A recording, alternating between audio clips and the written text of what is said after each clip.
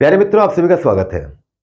आज जो हमारा विषय है वो एक ऐसा व्यक्तित्व है, व्यक्ति नहीं है, व्यक्तित्व है, जिसके बारे में अगर दो शब्द भी कहूंगा आप तुरंत समझ जाओगे। बाबा साहेब जी, भारत रत्न डॉक्टर भीमराव रामजी अंबेडकर। आज मैं उनके बारे में बात करना चाहता हूं आप लोगों से। सबसे पहले तो भारत रत्न, दूसरा बाबा साहेब, तीसरा भारतीय संविधान के निर्माता, चौथा राष्ट्रभक्त और सबसे महत्वपूर्ण सिंबल ऑफ नॉलेज यानी कि ज्ञान का प्रतीक। जिस एक व्यक्ति को कहा गया वो व्यक्ति नहीं है, वो व्यक्तित्व है, वो पूरी एक विचारधारा है। सोशल मीडिया भरा पड़ा है, यूट्यूब पे आप सर्च मारोगे डॉक्टर भीमराव अंबेडकर के नाम से आपको लाखों वीडियो मिल जाएंगे। परंतु मैं आपसे बात क्यों करना चाहता हूं, उनके बारे में आज क्यों चर्चा करना चाहता हूं, उसका एक बहुत बड़ा कारण है। डॉक्टर भीमराव रामजी अंबेडकर अपने पूरे जीवन भर एक ही बात कहते रहे, मुझे अगर ढूंढना है, जो मैं लिख के बता रहा हूं इसे आप पढ़ लेना, किताब में लिखा हुआ है उनकी, मुझे अगर ढूंढना है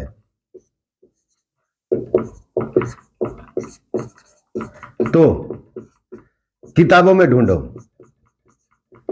किताबों में ढूंढो। बस यही एक कारण है जिसके कारण आज मैं ये वीडियो बनाने के लिए मजबूर हुआ हूं। उन्होंने कहा मुझे अगर ढूंढना है तो किताबों में ढूंढो। ठीक है, तो कौन सी किताबों में ढूंढे? हमें कैसे पता लगे कि डॉक्टर भीमराव अंबेडकर वास्तव में क्या व्यक्तित्व थे, वो हम लोगों से क्या चाहते थे, हम लोगों को कैसा बनाना चाहते थे? तो उसके लिए कुछ किताबें हैं जिससे आप ये जान जाओगे कि डॉक्टर भीमराव अंबेडकर, बाबा साहेब कोई एक व्यक्ति नहीं है बल्कि पूरी एक विचारधारा है। तो सबसे पहले तो उनके बारे में जानने के लिए हमें उनकी जीवनी पढ़नी पड़ेगी, डॉक्टर भीमराव अंबेडकर की जीवनी। इस जीवनी के अंदर जब हम पढ़ना शुरू करते हैं तो हमें पता लगता है कि डॉक्टर अंबेडकर अपने माता पिता की 14वीं संतान थे। जी बिल्कुल, आपने सही सुना है, 14वीं संतान थे, परंतु जीवित 5 थे, ये 5वें थे। बाकी 9 जो है प्रसव के दौरान या उसके कुछ समय के बाद मृत्यु को प्राप्त हो गए थे। अपने जीवन काल में डॉक्टर भीमराव अंबेडकर ने कितना स्ट्रगल किया है अपनी शिक्षा को जारी रखने के लिए, वो आपको इस किताब से पता लगेगा। किताब मैं आपको दिखा देता हूं, ये उनकी अपनी लिखी हुई भी बाजार में मौजूद है और उसके अलावा अन्य राइटर्स जो अलग अलग लेखक हैं जिन्होंने डॉक्टर भीमराव अंबेडकर के ऊपर लिखा है उनकी भी मौजूद है।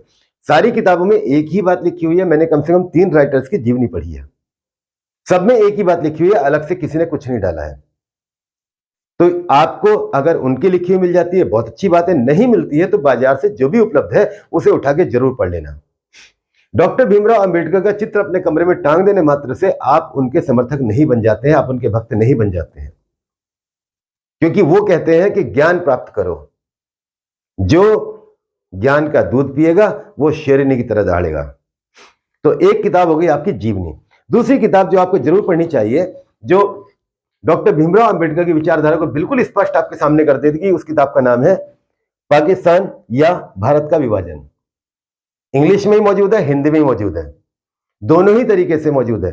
तो पाकिस्तान या भारत का विभाजन, ये एक ऐसी किताब है जो आपको पढ़ने के बाद ये पता लगेगा कि वो कितने बड़े राष्ट्रभक्त थे, वो कितने बड़े देशभक्त थे, वो इस देश से हम क्या चाहते थे, वो इस देश के लोगों को कैसा बनाना चाहते थे। तो दूसरी किताब हो गई आपकी पाकिस्तान या भारत का विभाजन।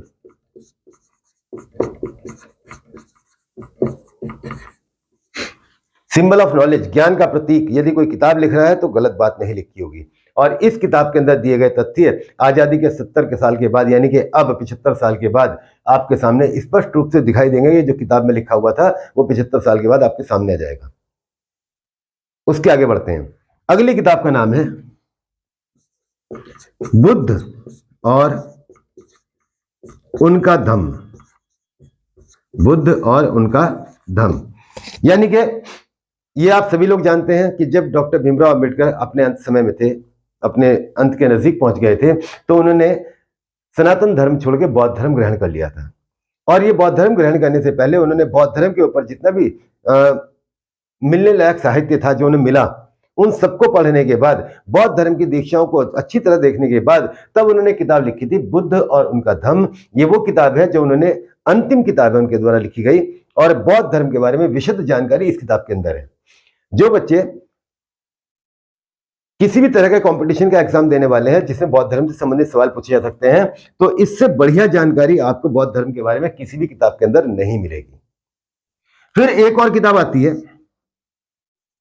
शूद्र कौन थे। शूद्र कौन थे बहुत महत्वपूर्ण है, क्योंकि जब तक आप इसके बारे में नहीं जानोगे तब तक आपको यह पता नहीं लगेगा कि शूद्र वास्तव में थे कौन। यह है वो किताब, शूद्रों का इतिहास। ठीक है, ये 4 किताबें अगर आपने डॉक्टर भीमराव अंबेडकर की पढ़ ली तो आपकी पूरी विचारधारा उनके बारे में बदल जाएगी। वो एक व्यक्ति नहीं है, वो पूरी एक विचारधारा है।